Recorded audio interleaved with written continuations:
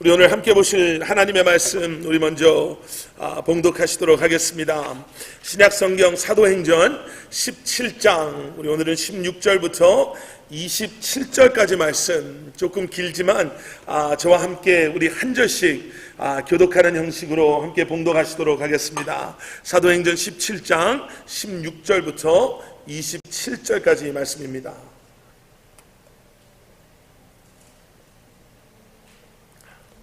바울이 아덴에서 그들을 기다리다가 그 성에 우상이 가득한 것을 보고 마음에 격분하여 회당에서는 유대인과 경건한 사람들과 또 장터에서는 날마다 만나는 사람들과 변론하니 어떤 에피쿠로스와 스토아 철학자들도 바울과 쟁론할세 어떤 사람은 이르되 이 말쟁이가 무슨 말을 하고자 하느냐 하고 어떤 사람은 이르되 이방 신들을 전하는 사람인가 보다 하니 이는 바울이 예수와 부활을 전하기 때문이로라. 그를 붙들어 아레오가라고 말하기를 내가 말하는 이 새로운 가르침이 무엇인지 우리가 알 수 있겠느냐. 내가 어떤 이상한 것을 우리 귀에 들려주니 그 무슨 뜻인지 알고자 하노라 하니 모든 아는 사람과 거기서 나그네 된 외국인들이 가장 새로운 것을 말하고 듣는 것 이외에는 달리 시간을 쓰지 않음이더라. 바울이 아레오바고 가운데 서서 말하되 아덴 사람들아 너희를 보니 범사에 종교심이 많도다.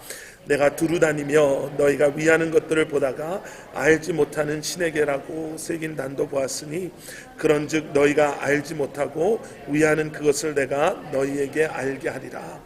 우주와 그 가운데 있는 만물을 지으신 하나님께서는 천지의 주제시니 손으로 지은 전에 계시지 아니하시고 무엇이 부족한 것처럼 사람의 손으로 섬김을 받으시는 것이 아니니 이는 만민에게 생명과 호흡과 만물을 친히 주시는 이심이라. 인류의 모든 족속을 한 혈통으로 만드사 온 땅에 살게 하시고 그들의 연대를 정하시며 거주의 경계를 한정하셨으니 이는 사람으로 혹 하나님을 더듬어 찾아 발견하게 하려 하심이로되 그는 우리 각 사람에게서 멀리 계시지 아니하도다. 아멘, 아멘, 아멘. 시인은 아니지만요, 거의 일평생을 방송국 기자로 오래 일했던 김상기라는 분이 계십니다. 근데 이분이요 60이 훨씬 넘은 나이에 자기가 쓴 시들을 모아서 시집을 출판을 했습니다. 시인이 아닌 사람이 출판하는 시집도 뭐 많이 있겠죠. 그런데 시인이 아닌 사람이 출판한 시집이기 때문에 그렇게 많은 관심을 받지 않았지만 이분이 시집을 출판하게 된 그러한 계기가 소개되면서요 사람들이 관심을 갖기 시작했습니다. 이분이 출판한 시집 제목이요 아내의 묘비명이라는 책입니다. 뭐 벌써 아내의 묘비명 그러면은 대충 감이 잡히시잖아요. 시집이 이런 거겠구나. 이분이 이 시집을 쓰게 된 동기가 5년 동안 암으로 투병하다가 먼저 세상을 떠난 그 아내를 이제 그리워하면서요 4년 동안 그러니까 아내가 세상을 떠나고 4년 동안 먼저 세상을 떠난 아내를 그리워하면서 가슴 아파하면서 기자였기 때문에 글을 쓰는 데는 익숙했었을 것 같아요. 그래서 자기의 생각들을 글로 쓰다가 그것이 시로 되고 뭐 시의 형식이나 이런 것들은 다 갖추지는 못했지만 이 시집이 사람들에게 알려지게 된 이유는 이게 시적인 문학적인 뭐 예술적인 무슨 이런 것이 뛰어나서가 아니라 정말 아내를 그리워하는 한 남자의 정말 애틋한 그러한 마음을 너무 잘 표현해서 사람들에게 관심을 받기 시작했다고 합니다. 그 시집 안에요 이런 시가 있습니다. 시의 제목이 시간이 있을 줄 알았다라는 시입니다. 시가 이렇게 됩니다. 시간이 있을 줄 알았다.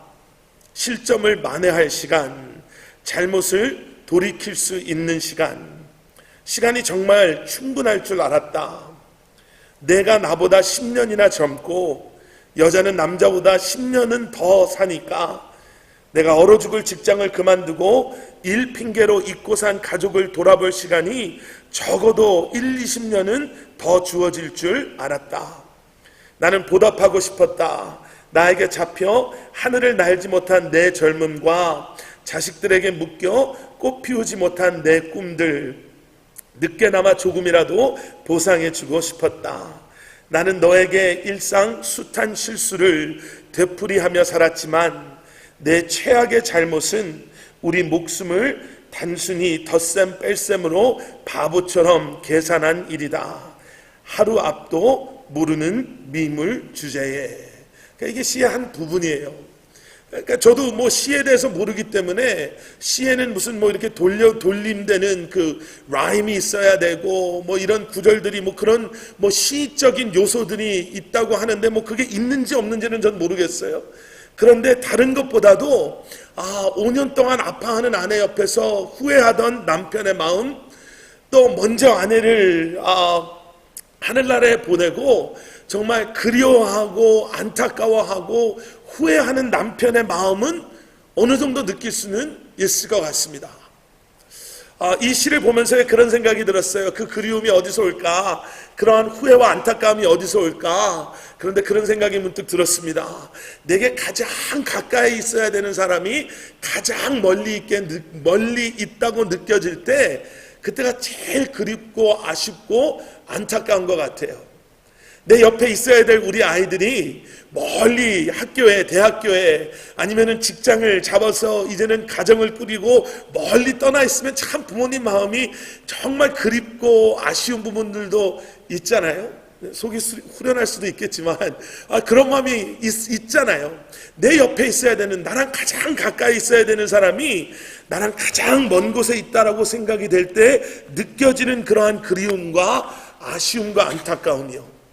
제가 오늘 본문 삼은 사도행전 17장 16절부터 시작되는 말씀은요, 16절에 무슨 말씀으로 시작이 되냐면 사도 바울이 아덴에서, 여기 아덴은 오늘날 아테네를 말하죠. 그리스의 아덴에서 그들을, 여기서 말하는 그들은 신라와 디모데, 함께 전도 선교 사역을 감당하고 있었던 동지들을 기다리다가 그 성에 우상이 가득한 것을 보고 마음에 격분하여 라는 좀 센 단어로 오늘 본문 말씀이 시작이 됩니다. 사도 바울의 마음이 격분하였습니다. 무엇 때문에요? 지금 그가 잠시 머물고 있는 아덴이라는 곳에 우상이 가득한 것을 보고 마음이 격분했습니다. 여러분, 영어 성경에는요, 여기 나오는 격분했다라는 걸 우리 자녀들이 보는 New Living Translation, 우리 한국말로 말하면 새번역 영어 성경에서는 뭐라고 표현을 하냐면 deeply troubled 이렇게 설명을 해요. 그래서 격분했다라는 게 너무 화가 나서 이게 화가 폭발했다라는 의미가 아니라 정말 가슴 깊이 정말 안타까운 마음, 너무너무 정말 아픈 마음, 쓰린 마음, 안타까운 마음이요. 무엇 때문에요? 지금 잠시 들렸던 이 아덴이라는 곳에 와봤더니 여기 있는 사람들이 하나님 예수 그리스도를 모르고 우상들 앞에서, 그 우상들 사이에서 살아가고 있는 것을 보고 너무너무 가슴이 아팠던 거예요. 가장 우리에게 가까이 계신 하나님, 우리와 가장 가까이 계셔야 되는 하나님을 마치 멀리 계신 하나님처럼, 마치 그 하나님을 알 수 없는 하나님인 것처럼 오히려 자기들 손에 의해서 만들어진 그러한 우상들 앞에 마치 그것들이 진짜인 것처럼 살아가고 있는 그들을 보고 너무너무 마음이 아팠습니다 라는 말씀으로 오늘 말씀이 시작이 됩니다. 오늘 말씀을 보기 위해서요, 좀 약간의, 지금 어떻게 해서 사도 바울이 아덴까지 오게 됐고 지금 여기서 무슨 일이 일어나고 있는가를 좀 알 필요가 있거든요. 지금 사도 바울은 두 번째 전도 여행 가운데 있습니다. 두 번째 전도 여행은요, 참 힘든 전도 여행이었어요. 그래서 힘든 만큼 정말 보람도 있는 전도 여행이었고 우리가 말하는 은혜가 있는 전도 여행이었습니다. 그런데 정말 힘들었어요. 핍박도 있었고 쫓겨다녀야 됐고 위협도 받았고 조롱도 받고 많은 사람들의 방해를 받았던 그러한 전도 여행이었습니다. 뭐 많이 갈 필요도 없으세요. 17장 앞부분에 가보면 사도 바울이 데살로니가에서 전도하였습니다 라는 그러한 이야기가 등장합니다. 17장 4절을 보면요, 이런 말씀이 나와요. 데살로니가에서 사도 바울이 복음을 전하는데 4절 말씀, 그 중에 어떤 사람 곧 경건한 헬라인의 큰 무리와 적지 않은 귀부인들도 권함을 받고 바울과 실라를 따르나 라고 나와요. 은혜가 있었다니까요. 큰 무리들이 그러한 말씀 앞에 나오는 사건들이 일어나고요, 좀 지위가 높은 귀부인들이 그 권고함 속의 말씀 가운데 바울과 실라에게 따르는 그러한 역사들이 분명히 있었어요. 그런데 바로 다음 5절에 보니까 무슨 말씀이 나오냐면, 그러나 유대인들은 시기하여 저자의 어떠한 불량한 사람들을 데리고 때를 지어 성을 소동하게 하여 야손의 집에 침입하여 그들을 백성에게 끌어내려고 찾았으나, 그런데 무슨 일이 또 있었냐면요, 그러한 일들을 시기했던 유대인들이 소동을 일으키는 거예요. 위협적으로 이제는 사도 바울과 바울의 사역을 돕는 동역자들을 핍박하기 시작해요. 그래서 10절로 내려가 보면 데살로니가에서 그러한 은혜가 있었음에도 불구하고 사도 바울이 그리고 실라와 디모데가 데살로니가를 많이 떠나는 거지 도망쳐 나오는 거죠. 10절에 보니까 밤에 형제들이 곧 바울과 실라를 베레아로 보내니, 데살로니가에서 한 50마일 정도 떨어져 있는 베레아로 피신을 보내요. 그런데요, 10절 이하의 말씀을 계속 들어보면 11절 말씀, 베레아에 있는 사람들은 데살로니가에 있는 사람들보다 더 너그러워서 간절한 마음으로 말씀을 받고 이것이 그러한가 하여 날마다 성경을 상고함으로, 은혜가 있었다니까요. 도망쳤는데 참 비참하게 도망쳐서 베레아를 갔는데 거기서 하나님이 예비하시고 준비한 사람들을 만나는 거예요. 더 너그러운 사람들, 데살로니가에서는 보지 못했던 정말 선한 사람들, 말씀을 전하는데 그 말씀이 그냥 스펀지가 뭘 빨아들이듯이 쏙쏙 빨아들이고요, 모르는 그 말씀을 놓고 여기에 나와 있는 것처럼 날마다 성경을 상고함으로 12절 말씀, 그 중에 믿는 사람이 많고 또 헬라의 귀부인과 남자가 적지 아니하나.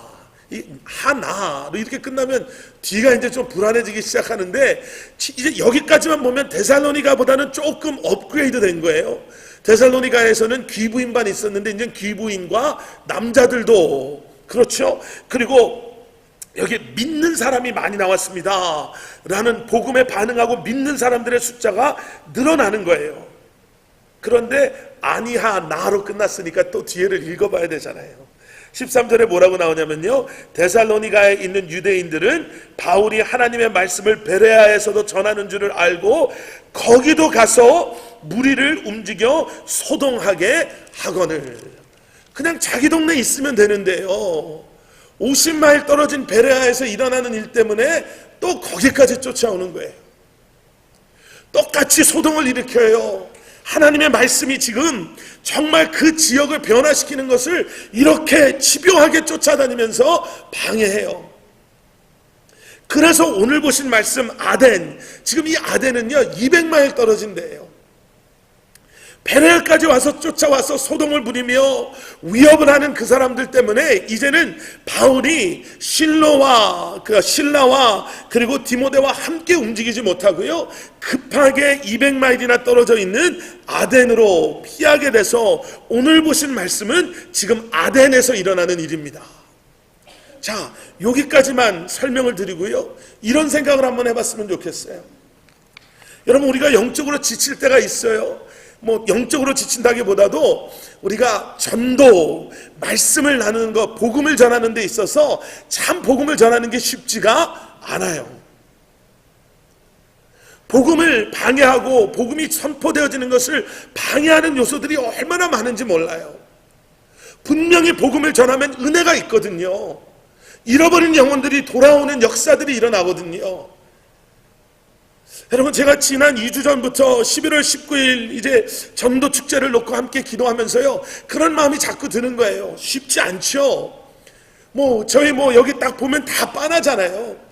여기에 교회가 없어가지고 믿지 않는 사람, 교회를 안 다니는 사람들이 그렇게 많은 것도 아니고, 한국 사람들이 그렇게 많은 것도 아니고, 복음을 우리가 전도를 한다는 것 자체가 사실은 우리가 부담이 될 수도 있어요. 여러 가지 이유로 부담이 될 수가 있어요.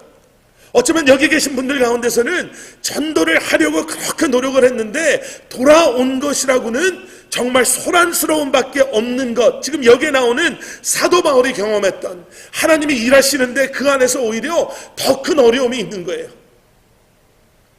사도 바울의 입장에서는요, 지금 아덴은 계획하고 내가 여기에서 선교를 하고 뭘 해야 되겠다라고 온 곳이 아니라 지금 위협과 어려움 속에서 움직이고 해서 아덴에 온 거예요. 그러면 저 같으면 이런 마음이 좀 들었을 것 같아요. 하나님, 저 좀 쉬겠습니다. 그동안 너무 힘들었거든요. 하나님이 가라고 하신 데 갔습니다. 보내시는데 내가 순종하고 갔습니다. 전하라는 복음 내가 전했습니다. 그리고 열매도 있었습니다. 하나님, 그런데 그때마다 어려움이 있어서 저도 많이 지쳤습니다. 50마일을 여행하는 게 쉽지가 않았고요, 200마일 오는 것도 쉽지가 않았습니다. 정신적으로도 육체적으로도 영적으로도 지금 많이 힘듭니다. 하나님, 내가 이 아덴에서는 좀 쉬겠습니다. 그리고 여기 16절에 나오잖아요.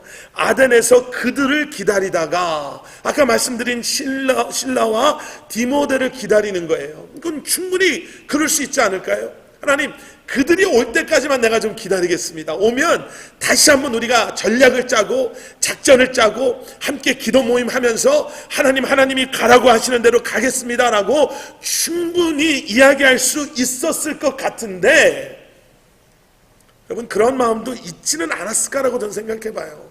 저 이렇게 좀 궁금한 게 많으면 제 나름대로 생각을 해보는데요, 그 마음이 왜 없었을까라는 생각이 들어요. 사도 바울도 우리랑 똑같은 사람인데요. 그런데 문제가 뭐였냐면, 아덴에 들어가서 눈을 뜨고 봤더니 그 성읍 안이 우상 천지였다라는 거예요. 여러분, 역사적인 통계를 놓고 보면요, 이게 믿어지지 않는 통계인데, 이 당시 사도 바울이 아덴에 갔을 그 당시에, 저 시계가 맞죠? 1시 54분인가요 지금 벌써? 네. 찬양이 길었다고 저는 생각을 하겠습니다. 메시지가 긴 게 아니고요. 네. 눈을 뜨고 봤더니요, 우상이 보이는데, 그 당시 통계가 뭐냐면 아덴 안에 살았던 사람들의 인구수는 10,000명이었고요, 그 안에 우상, 동상들의 숫자가 3만 개였다고 해요. 3만 개 이상. 그러니까 믿어지지 않는 숫자죠. 그 우상들을 이렇게 모시고 있었던 신당들의 숫자가 3,000개를 넘었던, 그래서 그 당시에 속담처럼 유행했던 말이, 아덴에서는 사람보다 이런 동상에 치일 가능성이 높다. 1:3인데요. 그러니까 얼마나 많았겠어요. 그러니까 지칠 대로 지치고 도망해서 어쩌면 피신 와 있는 사도 바울의 눈에 자신의 컨디션과 자신의 현실보다 더 가슴 아프게 격분하게 했던 그러한 눈에 들어온 그 상황은 무엇이었냐면, 지금 예수 그리스도를 모르고 우상 앞에서 죽어가고 있는 잃어버린 영혼들이 눈에 들어오는 거예요. 그러니 격분하지 않을 수 없죠. 그러니 그 마음이 아플 수밖에 없죠. 그 마음이 안타까울 수밖에 없고요, 그들을 보고 그냥 하나님, 나 좀 그냥 눈 감고 귀 닫고 그냥 좀 머물다가 쉬다가 가겠습니다라는 그 고백이, 그 이야기가 나오지 않습니다. 여러분, 사도 바울의 전도의 특별한 것 제가 몇 가지만 금방 말씀드리고 메시지를 마무리 한번 해보겠습니다. 첫 번째 뭐냐면요, 여러분, 동정심이라는 건 누구나 가질 수 있어요. 불쌍한 사람을 보면 우리가 동정심이 생기잖아요. 영어의 표현 중에 empathy feels a person's hurt or pain. 그러니까 동정심, 그러니까 여기서 말하는 empathy는 동정심 가운데서도 그냥 불쌍하다라고 생각하는 그런 마음이요. 안 됐다. 홈레스 퍼슨을 지나가다가 저 사람 정말 날도 더운데, 아니면 비가 막 쏟아지는데 저 사람 정말 불쌍하다라는 그 마음은 맞아요. 그 사람이 지금 아파하고 그 사람이 힘들어하는 것 정도는 우리에게 느끼게 해줘요. 그런데 여러분, 그리스도인이라고 하면요, empathy가 아닌 compassion이 있어야 돼요. compassion이라는 단어를 한글 사전으로 찾으면 동정심이라고 나와요. 그런데 그 앞에 나오는 empathy하고 다른 거는 무엇이냐면, 앞에 나온 empathy는 불쌍하다라는 동정심이지만 compassion의 동정심은 예수 그리스도의 사랑에 의한 거예요. 그러니까 이런 표현, compassion feels a person's hurt and pain. 그런데 거기서 멈추는 게 아니라 but it seeks to do something about it.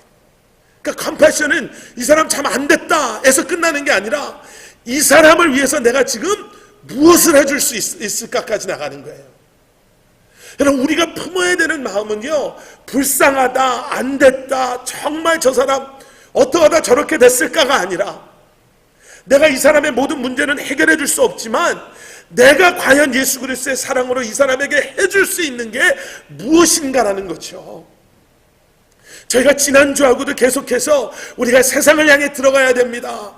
이게 하나님의 창조의 원리 가운데 회복된, 구원받은 하나님의 사람들의 삶의 모습입니다. 가운데서는요, 그 마음이 우리 안에 있어야 돼요. 컴패션한 마음이 우리 안에 있어야 돼요. 두 번째, 사도 바울의 이러한 전도의 특징은 뭐냐면, 여러분, 효과적인 전도는요, 영적인 부담감과 함께 시작됩니다. 여러분, 영적인 부담감을 두려워하지 마세요. 영적인 부담감 좋은 거예요. 그걸 못 느끼고 살면 안 돼요. 제가 어저께 페이스북에서 어떤 목사님의 설교 클립을 하나 잠깐 본 게 있는데요, 짧은 클립을 올렸는데, 그 설교 클립이 뭐냐면, 여러분, 우리는 호스트와 게스트의 구분을 알아야 된다는 거예요. 우리는 게스트의 멘탈리티로 살아가기를 원한다는 거예요. 우리 커버넌트 교회에 있는 우리가, 여러분, 우리는 호스트의 마인드를 가지고 살아야 되거든요. 호스트와 게스트의 차이는 뭐냐면 책임감이에요. 호스트는 초대한 손님보다 먼저 와서 그 손님이 무엇을 원하고 무엇을 좋아할까를 생각하면서 준비하고 치우고 끝까지 그들과 함께 해주는 게 호스트입니다. 게스트는요, 나 무슨 기대 외에는 다른 마음이 없어도 괜찮은 게 게스트라는 거예요. 오늘 가면 뭘 준비했을까? 오늘 저녁을 초대했는데 가면 저녁이 맛있을까?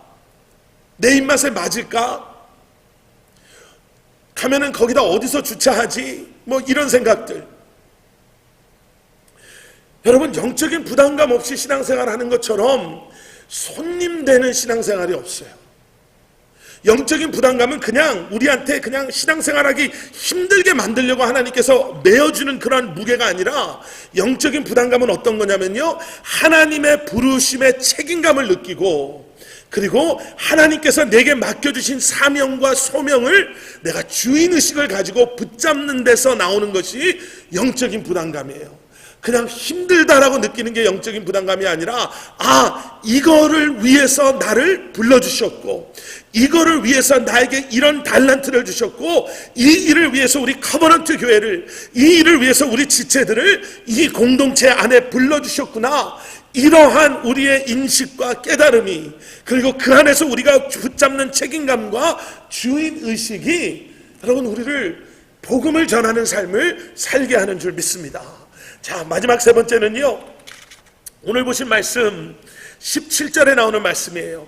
회당에서는 유대인과 경건한 사람들과 또 장터에 서는 날에는 만나는 사람들과 변론하니, 사도 바울이요, 회당에서는 유대인과 경건한 사람들과, 그리고 장터에서는 매일 만나는 사람들과 변론했습니다. 딴 얘기 했겠어요? 그 나라 정치 얘기했겠어요? 그 나라 역사 얘기했겠어요? 여기서 말하는 변론은 예수님 얘기죠. 여러분, 우리는 이 말씀을 보면서요, 사도 바울의 전도는 내가 있는 그곳에서 내가 만나는 그 사람이 복음의 전도의 대상임을, 선교지임을 깨닫고 내가 있는 곳에서 내가 아는 예수님 전하는 거예요. 지난주에도 말씀드렸어요. 복습입니다. 교회 안에서만, 우리 안에서 좋아, 너무 좋아, 함께 신앙생활하니까 너무 좋아해서 끝나는 게 아니라, 회당 안에서 끝나는 게 아니라, 장터라는 것은 우리가 매일 있는 곳을 의미할 수가 있잖아요. 우리가 일하는 그곳에서, 우리가 정말 살아가고 있는 그 지역에서, 여러분, 우리가 만난 예수 그리스도를, 내가 아는 예수 그리스도를, 그 십자가의 복음을 전하는 것, 그것이 전도죠. 어쩔 수 없이, 우리가 어쩔 수 없이가 아니라 해마다 한번 우리가 이런 날을 정해놓고 함께 기도하며 마음을 모으는 것도 중요해요. 그런데 전도는 1년에 한 번 하는 연중 행사가 아니라 우리가 있는 그곳에서 내가 아는 예수님을 전하는 거예요. 내 삶을 변화시킨 예수님이요. 다른 많은 것 이야기할 필요 없어요. 예수님 없이는 우리는 모두 다 죽을 수밖에 없는 존재들인데, 성경은, 말씀은 분명히 우리에게 이야기하시는 게 죽음 후에 하나님 앞에 우리가 서야 된다는 거죠. 그리고 비밀은 무엇이냐면, 아들을 아는 자, 예수 그리스도를 영접한 예수님을 아는 그에게는 영생이 허락되어지고, 그렇지 않은 사람은 영원히 하나님의 진노 아래 있습니다라는 그 사실. 우리 교회 나오세요, 우리 교회 좋아요, 이거는 교회를 소개하는 것이 아니라 예수 그리스도를 변론하고 이야기할 수 있는 것.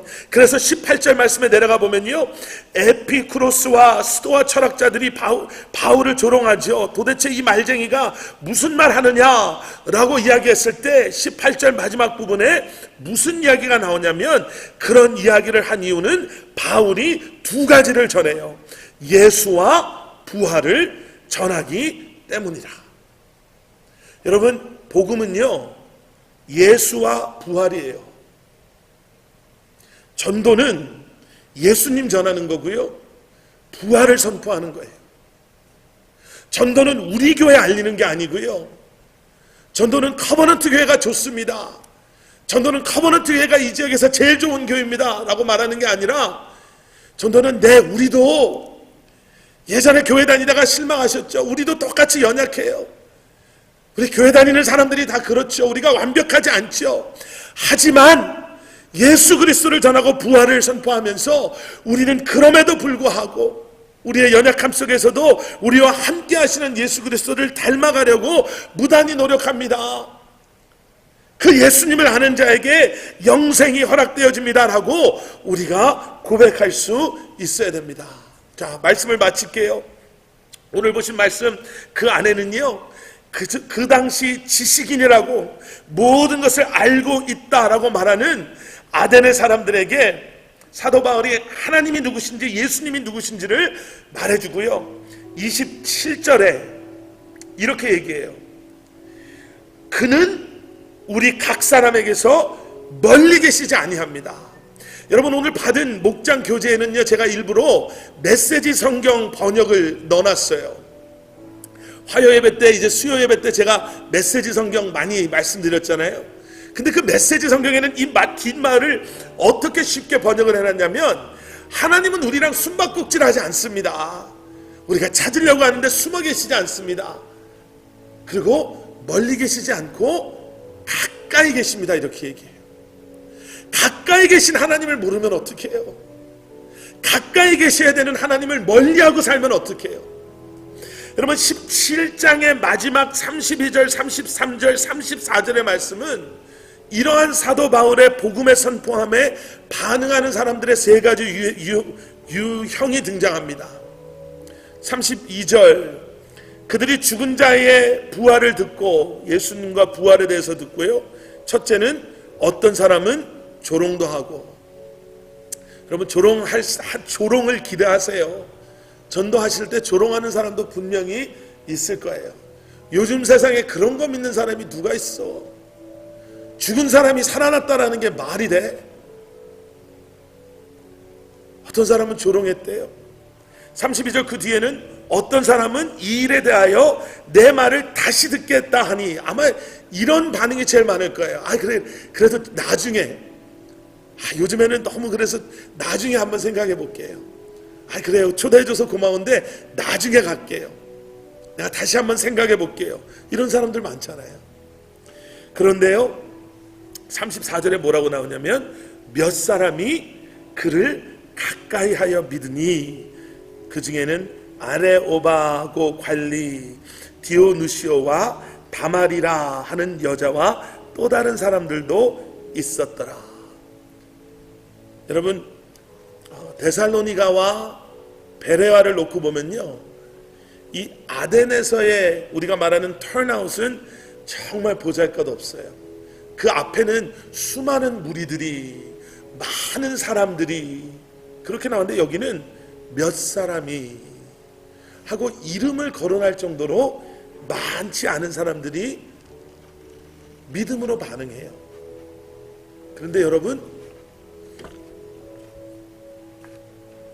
그럼에도 불구하고 하나님은 우리를 복음의 도구로 사용하시기를 원하십니다. 두 가지죠. 여러분 기억하세요. 하나님은 결코 멀리 계시지 않습니다.